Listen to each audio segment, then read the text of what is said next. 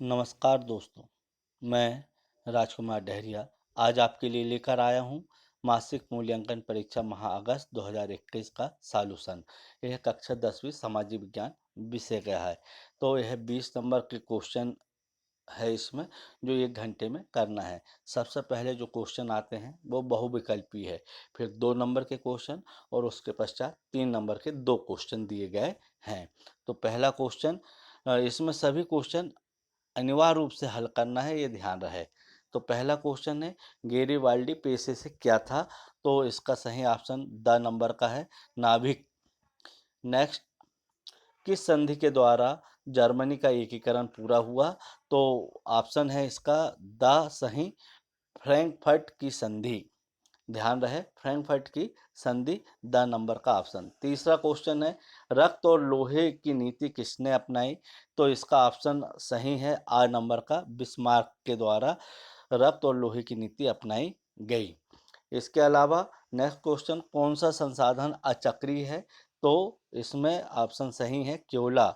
यह अचक्रीय संसाधन है, जिसका उपयोग हम एक बार करते हैं वो है अचक्रीय, और जिसका उपयोग बार बार करते हैं वो है चक्रीय संसाधन कहलाता है।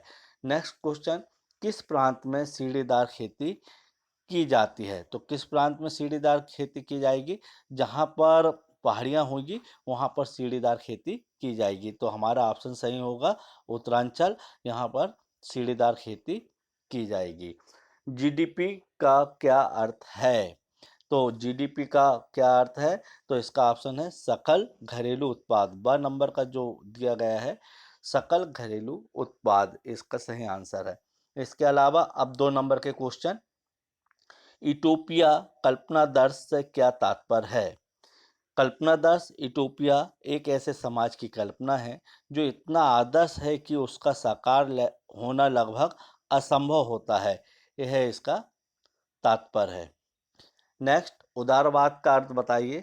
उदारवाद का अर्थ है जिसके अंतर्गत मनुष्य को विवेकशील प्राणी मानते हैं और सामाजिक संस्थाओं मनुष्यों को सूझबूझ और सामूहिक प्रयास का परिणाम समझा जाता है, इसे उदारवाद कहेंगे। जैसे जॉन लॉक को जो है उदारवाद का जनक माना जाता है, और जो एडम स्मिथ और जेरेमी बाथम है, इनका जो है विशेष रूप से इसमें योगदान रहा है।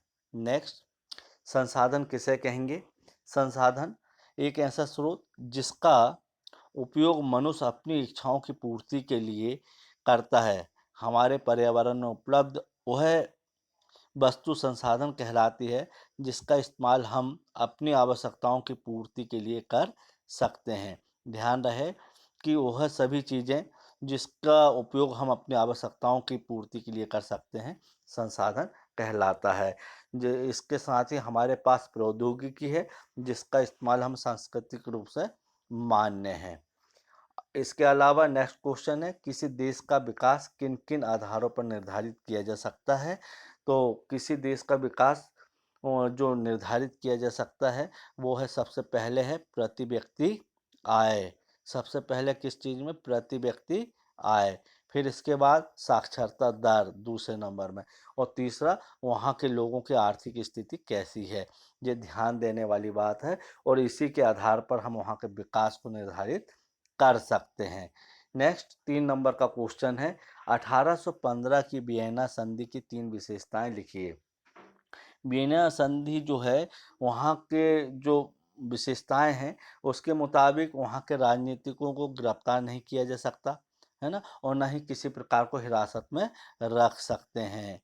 ये बात ध्यान रहे कि वहाँ की संधि में जो तय किया गया था उसमें वहाँ के राजनीतिक को गिरफ्तार नहीं किया जाएगा और हिरासत में नहीं रखा जा सकता।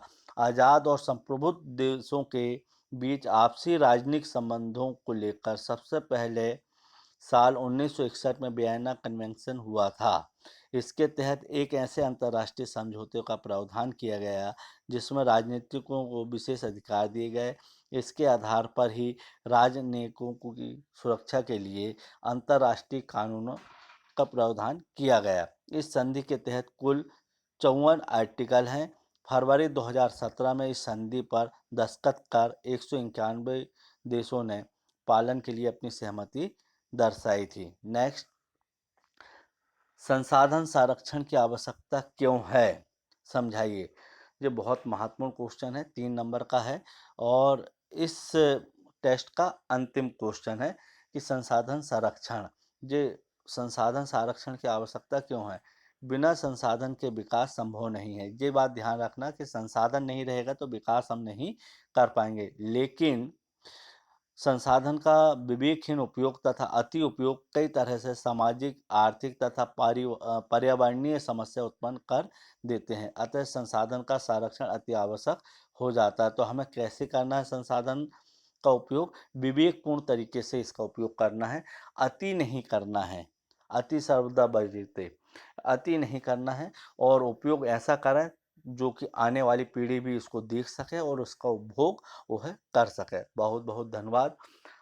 अभी आप सभी छात्रों के कुछ क्वेश्चन भी आ रहे थे, पूछ रहे थे कि सर महत्वपूर्ण क्वेश्चन कौन कौन से हैं।